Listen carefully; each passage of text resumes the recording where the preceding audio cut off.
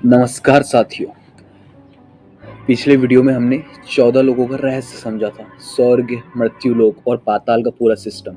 लेकिन एक बड़ा सवाल ये रह जाता है, जब इतनी बड़ी सृष्टि बनी है तो क्या इसमें हमेशा ऐसे ही चलते रहेगा या कभी इसका अंत भी होता है। हिंदू शास्त्र कहता है सृष्टि का एक चक्र होता है, रचना होती है, पालन होता है और फिर आता है प्रलय। लेकिन प्रलय का मतलब सिर्फ तबाही नहीं होता।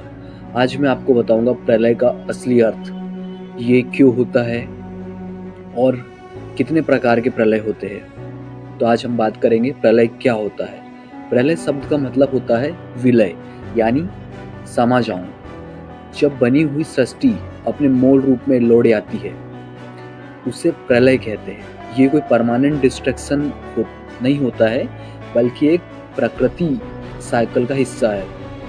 जैसे दिन के बाद रात आती है और रात के बाद फिर से दिन आता है, जैसे सांस अंदर जाती है और बाहर आती है, वैसी ही सृष्टि भी बनती है और फिर समा जाती है। प्रलय इसलिए होता है ताकि सृष्टि फिर से नए रूप में शुरू हो सके। शास्त्रों के अनुसार जब प्रकृति का संतुलन बिगड़ता है, जब धर्म कम और अधर्म ज्यादा होता है, जब सृष्टि अपनी सीमा तक पहुंच जाती है, तब एक विश्राम और अवस्था होती है। इसी विश्राम का नाम प्रलय है। ये भगवान का गुस्सा नहीं होता, ये प्रकृति का नियम है। सृष्टि को शुद्ध करने के लिए, एक नया आरंभ के लिए प्रलय जरूरी होता है। और अब हम बात करेंगे प्रलय के 4 चक्र के बारे में। हिंदू दर्शन में प्रलय के 4 मुख्य प्रकार बताए गए हैं। पहला, नित्य प्रलय। ये हर दिन होता है। जब हम सोते हैं, जब हमारी चेतना कुछ समय के लिए विलीन हो जाती है, उसे नित्य प्रलय कहा गया है। हर रात एक छोटा सा प्रलय है और हर सुबह एक नई सृष्टि है। दूसरा है नैतमिक प्रलय। जब ब्रह्मा जी का एक दिन समाप्त होता है, तब यह प्रलय होता है। इस अवस्था में पृथ्वी और नीचे के लोग जल में डूब जाते हैं, जीव सूक्ष्म रूप में चले जाते हैं और ब्रह्मा के अगले दिन में फिर सृष्टि शुरू होती है। तीसरा है प्राकृतिक प्रलय। जब ब्रह्मा जी का पूरा जीवन समाप्त होता है, तब सब कुछ, लोग, ग्रह, तारे, देवता सब प्रकृति में समा जाते हैं। पंच तत्व अपने मूल रूप में विलीन हो जाते हैं। यह बहुत बड़ा कॉस्मिक लेवल का प्रलय होता है। चौथा, आत्यानिक प्रलय। ये सबसे गहरा। जब किसी जीव को मोक्ष मिल जाता है, तब आत्मा जन्म मृत्यु के चक्र से मुक्त हो जाती है, तो उसके लिए सृष्टि का अंत हो जाता है।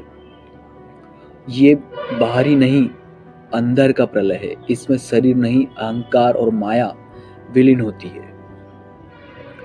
ये समझना जरूरी है कि प्रलय में सिर्फ शारीरिक रूप मिटता है, आत्मा कभी नहीं मिटती। आत्मा अमर है, वो सूक्ष्म रूप में बनी रहती है और जब नई सृष्टि होती है तो फिर से अपनी यात्रा शुरू करती है। इसलिए प्रलय को अंत समझना गलत है। ये एक पॉज है, ये एक रिसेट है, ये एक सुधार्मिक कारण है। प्रलय डर का नहीं, विषय नहीं, ये प्रकृति का नियम है। जो आया है वो जाएगा और जो गया है वो फिर से नया रूप लेके आएगा। लेकिन सबसे बड़ा प्रलय तब होता है जब इंसान अपने अंदर की बुराइयों को मिटा देता है, जब अहंकार समा जाता है और जब जीवन का सच समझ आ जाता है।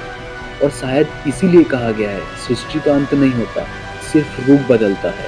अगर आपको ये ज्ञान की वीडियो पसंद आए तो इसको जरूर लाइक करें, शेयर करें। अगले वीडियो में हम ये जो हमारी सीरीज चल रही है इससे रिलेटेड आगे की वीडियो लाएंगे।